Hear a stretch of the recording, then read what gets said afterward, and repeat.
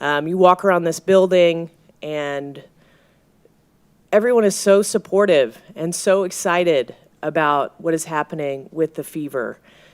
The Indiana Fever president just made it official, and Caitlin Clark's reaction said everything that needed to be said. When the confirmation dropped that Sophie Cunningham was coming back to Indiana, the response from Clark was not the carefully managed, professionally neutral acknowledgement that athletes typically offer in these situations. It was genuine, unfiltered excitement from someone who understood exactly what this news meant for what this team is trying to accomplish in 2026. And if you have been paying attention to the way this roster has been constructed over the past several days, Clark's reaction makes complete sense, because Cunningham's return is not just one piece of a puzzle being assembled randomly. It is the piece that completes something specific. He is something that the people inside that organization have been building toward with a deliberateness that is only fully visible now that the picture is coming together. To understand why this confirmation landed with the weight that it did, you have to go back to what the Indiana Fever looked like before any of this started. Not last season, which was already a dramatic transformation from what came before, but the years prior, the genuine bottom-of-the-league stretch where this franchise was playing in front of half-empty arenas, generating almost no national media attention, and cycling through roster decisions that felt reactive and directionless, rather than part of any coherent long-term vision. The Fever were not just losing. They were irrelevant in a way that felt structural. See, like the kind of organizational malaise that takes years to reverse, even with aggressive intervention. And then things changed, faster and more completely than almost anyone predicted. And the combination of a generational talent arriving at exactly the right moment and a front office that finally started making intelligent decisions around her produced something that the entire sports world is now paying very close attention to.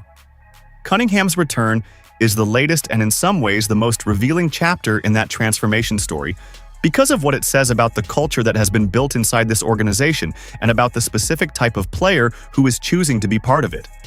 Sophie Cunningham is not a player who needed to come back to Indiana for lack of better options. That point needs to be made clearly and directly because it changes the entire meaning of the decision.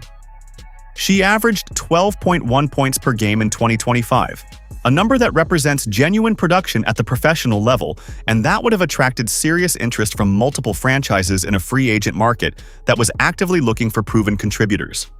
She had demonstrated throughout the season that she could score in multiple ways, compete physically on both ends of the floor, and handle the kind of high-pressure moments that separate players who perform in the regular season from players who perform when the stakes are at their maximum. Other teams knew what she was capable of, and they would have paid to bring her in. The fact that she chose Indiana, yet at a team-friendly rate that by definition means she left money available elsewhere on the table, is a statement about what she believes this particular team is capable of doing in 2026, and about how much she wants to be part of it when it happens. Players with options choose comfort, familiarity, and financial security unless something more compelling is available. What Cunningham chose was the belief that Indiana is genuinely close to winning a championship, and that being part of that team in that moment is worth more than any incremental difference in salary that another franchise could have offered her. The chemistry question is the one that every analyst and every fan immediately focuses on when a signing like this gets confirmed. And with Cunningham returning to a group that already includes Caitlin Clark, Kelsey Mitchell, and Lexi Hull, the chemistry question essentially answers itself. This is not a collection of players who are meeting each other for the first time in training camp and hoping that something develops over the course of a long season. This is a group that has already been through difficult games together, already understands how each other moves and thinks on the court, already has the kind of shared experience that typically takes multiple seasons to accumulate. The Tres Leches nickname that fans have given to Clark, Hull, and Cunningham is not just a fun label for three players who happen to play on the same team. It is a description of a genuine on-court dynamic between three players whose games complement each other in ways that are visible to anyone watching carefully.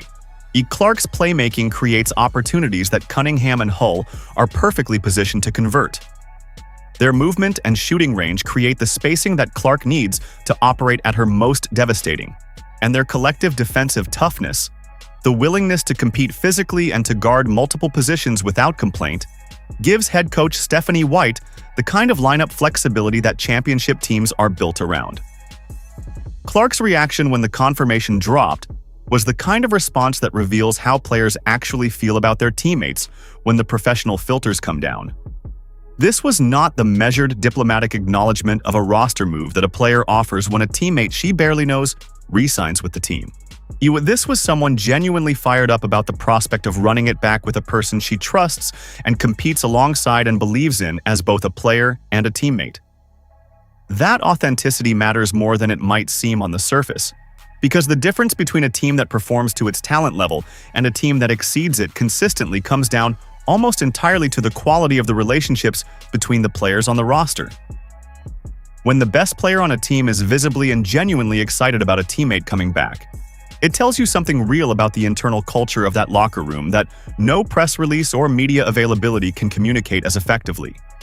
Clark is not performing enthusiasm for Cunningham's return. She is expressing it.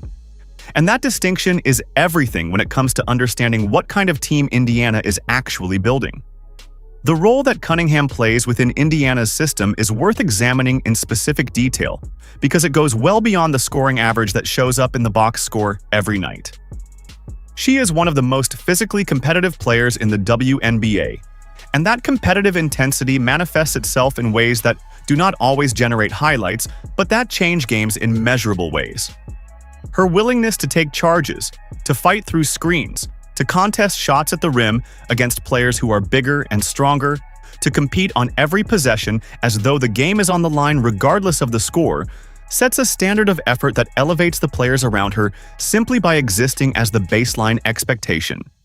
Teams that contain one or two players with that kind of competitive intensity at their core are consistently harder to play against than their talent level alone would suggest, because effort and physicality have a compounding effect on team performance that shows up most clearly in the close games where championships are decided. Cunningham and Hull together on the wings create a defensive presence that opposing guards and forwards find genuinely uncomfortable to play against. Not because either player possesses freakish physical gifts that make her unstoppable, but because both of them compete with a consistency and a ferocity that wears opponents down over the course of a game and over the course of a playoff series. The way the Cunningham confirmation was delivered is itself a story worth telling, because it follows the same pattern that Indiana has established throughout this entire free agency period of communicating through the players themselves rather than through traditional organizational channels.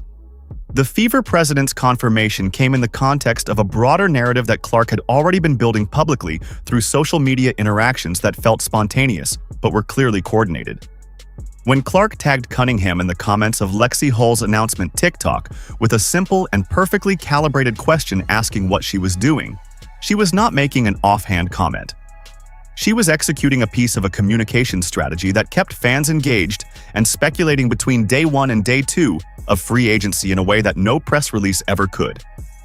Cunningham played her part perfectly, firing back in the comments with the kind of response that communicated her return without confirming it explicitly, keeping the anticipation alive until the official word came through.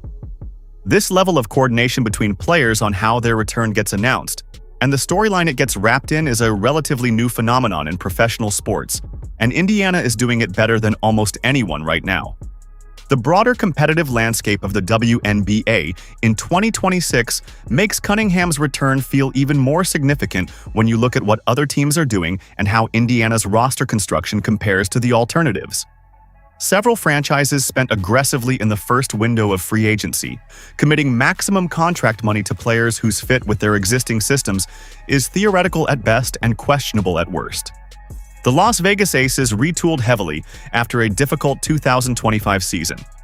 The New York Liberty made moves designed to close the gap with the teams they feel they underperformed against. The Seattle Storm and the Chicago Sky both added significant pieces that will make them more dangerous than they were last year. The WNBA in 2026 is genuinely competitive at the top in a way that it has not been for several years, which means Indiana cannot simply rely on Clark's individual brilliance to carry them through the moments when the opposition is specifically and intelligently prepared to take that brilliance away. Having Cunningham back means having a player who can score in those moments when the defensive attention Clark demands creates opportunities elsewhere, a player who has proven she does not need the ball or the spotlight to impact a game, And a player whose competitiveness and toughness make her exactly the kind of teammate you want when a playoff game gets ugly and the outcome comes down to who wants it more in the final 3 minutes. The financial architecture of how Indiana managed this free agency period tells a story that deserves attention because it reveals the sophistication of the front office's thinking in a way that the individual signings only partially communicate on their own. Kelly Krauskopf and Amber Cox evaluated Azer Stevens and Atlanta Smith seriously, ran the numbers on what maximum contract commitments to either of those players would do to the rest of the roster, and walked away from both of them when the conclusion was that the fit was not good enough to justify the cap implications. Stevens signed with Chicago. Smith signed a 3-year max deal with Dallas. From Indiana's perspective, both of those were markets paying premium prices for players who would have required the Fever to change something fundamental about how they play to accommodate them. And the Fever were not willing to do that. The decision to walk away from both kept the cap space available to bring Cunningham back without financial stress, and to continue pursuing the front court addition that remains the one clearly identified gap in an otherwise exceptionally well-constructed roster. That discipline, the willingness to let other teams overpay for players who do not quite fit while you focus on the ones who do, is the mark of a front office that understands what it is building and is not going to be pressured by public narrative into making decisions that undermine it. Guys, the relationship between Caitlin Clark and Sophie Cunningham is something that journalists and analysts have been examining since it first became publicly visible, partly because it defies some of the expectations that existed around Clark's arrival in the WNBA and the veteran response to it. Cunningham was one of the most vocal and visible defenders of Clark during the Olympic roster controversy, the one that saw Clark left off the Team USA squad in a decision that generated more public backlash than any roster announcement in the sport's recent history. Cunningham did not offer a carefully calibrated, diplomatically neutral take on that controversy. She called it flat-out disgusting and made the argument that most people were thinking but that most players in the league were unwilling to say publicly with that level of directness. Might that moment establish something between the two players that goes beyond normal teammate relationships? It established trust of a specific and durable kind, the kind that comes from watching someone go to bat for you publicly when it would have been much easier and much safer to stay quiet. Clark has not forgotten that.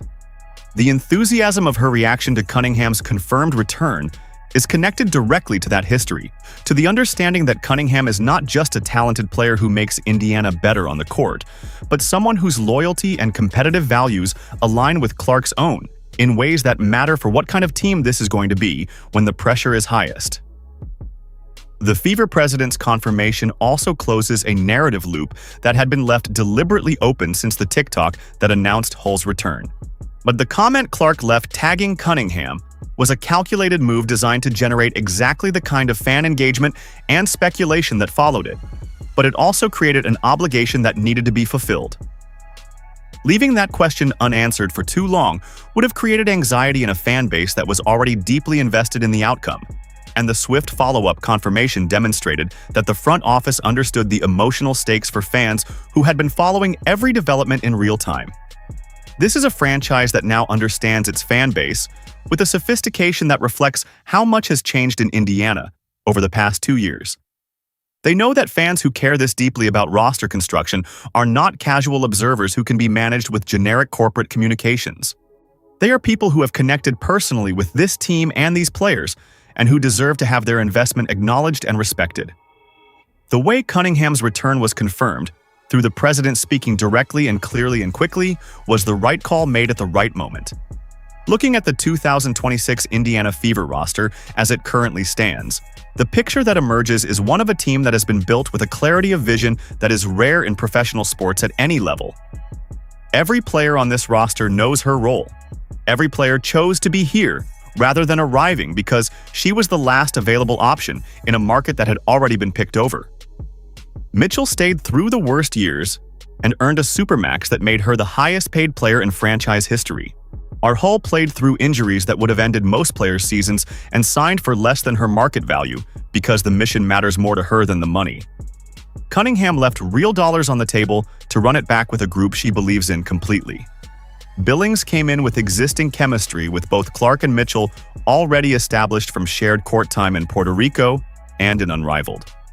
Harris brought a hometown connection and a system familiarity that eliminates the learning curve entirely. This is not an accident. This is what happens when a franchise builds culture intentionally over multiple years, and when a generational talent at the center of everything attracts the kind of players who prioritize winning over every other consideration available to them. The one remaining question that hovers over everything is the frontcourt addition that Indiana is still actively pursuing. The piece that everyone inside the organization acknowledges is necessary for Boston not to be asked to do too much on too many nights. Names like Megan Gustafson, Rebecca Allen, Brianna Turner, and Tammy Fontenot-Lay have all been connected to Indiana in varying degrees of credibility and specificity, and each represents a different answer to the same question about what kind of frontcourt depth best complements what Boston, Billings, and the guard rotation are already doing. Whoever it turns out to be will find a roster that is ready to compete from the first day of training camp, with relationships already established, roles already defined, and a collective belief already present that 2026 is the year this group does something that Indiana fans have been waiting a very long time to see. Clark called it directly when she said they are sprinting toward a championship. Cunningham's return means the three players at the heart of that sprint are all back together, all committed, all fired up, and all pointed in exactly the same direction. The rest of the league spent the last 48 hours watching Indiana build this. Now they have to figure out how to stop it,